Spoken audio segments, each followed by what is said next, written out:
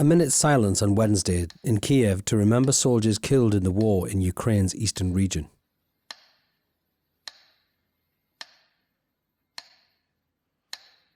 The Ukrainian president tells parliament the country needs talks with Moscow to end the conflict against Russian-backed forces. We must confess that without our troops we will not be able to stop the war. We must tell the truth that we will not be able to stop the war without direct negotiations with Russia, and this has already been recognized by all external partners. Kiev says the conflict has claimed 14,000 lives. Zelensky's address came after Ukraine urged NATO to prepare economic sanctions on Russia to stop it launching a new attack. Security during the president's annual speech was tight. On Sunday, he said Ukraine had uncovered a plot to overthrow his government. Russians caught on tape talking about roping Ukraine's top businessmen into a coup. The Kremlin denies any role in the plot. NATO members meet for a second day in Latvia to discuss the Russian troop buildup near Ukraine's borders. Kiev fears it may be the start of an invasion.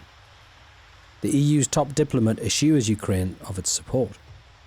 I want to stress that for the European Union, the territorial integrity and sovereignty of Ukraine is above anything.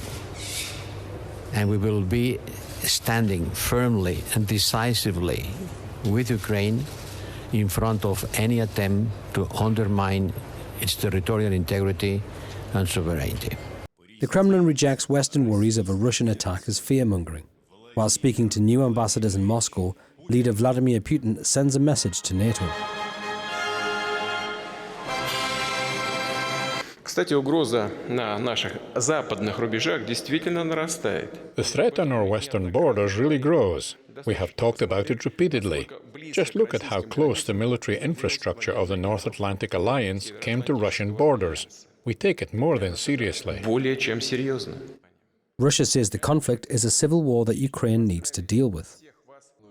Russia's foreign minister says he will discuss the situation with the US Secretary of State in Stockholm on Thursday. Moscow launched its winter drills on Ukraine borders on Wednesday. The Defense Ministry says the drills involve 10,000 troops. Russia says it's worried about Ukrainian intentions and has the right to move its troops on its own territory as it sees fit. Ukrainian armed forces are setting up their military presence, deploying heavy weaponry and manpower. According to some reports, their number has already reached 125,000 troops. For those that don't know, that is half of Ukraine's entire armed forces. As Russia and West-backed Ukraine square off, the world hopes it doesn't become open warfare. David English, NTD News.